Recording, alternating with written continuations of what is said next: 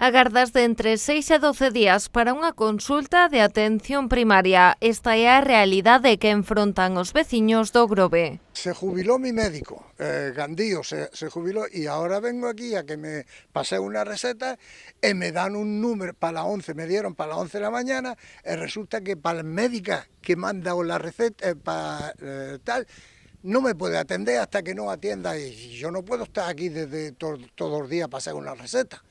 Pues, y le pregunto ahora qué médico me toca y dicen no tiene médico. Dos 7 facultativos do centro de saúde, 2 xubiláronse e outros tantos están de baixa. Dende o Sergas só cubriron 2 prazas. Non poden facer 2 médicos o traballo de 4.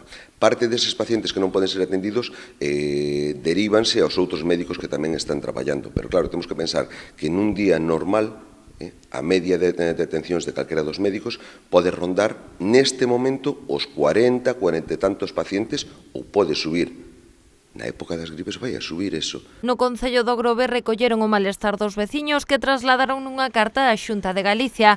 O edil de Sanidade, Javier Caneda, coñece a situación de primeira man e que, ademais de concelleiro da área, é médico no punto de atención continuada MECO. O paciente chega ali buscando unha solución que ti non lle podes dar e entonces a primeira resposta é o cabreo. Di, bueno, se ti eres médico, como non me podes resolver isto? Na misiva dirixida á Xunta de Galicia, o Concello tamén advirte de que a falta de recursos no centro de saúde e as longas listaxes de espera están a provocar que moitos dos doentes recorran ao punto de atención continuada, o PAC, para atender patoloxías non urxentes, saturando este servizo como a renovación de receitas ou o seguimento de enfermidades crónicas. O paciente chega ao PAC, que é onde intentaba resolver antes, e xa non pode. Vai a pedir cita para os seus médicos, pero as citas están demoradas entre 6 e 12 días. E iso non é unha atención primaria de calidade, que é o que nos buscamos para os veciños do Grove.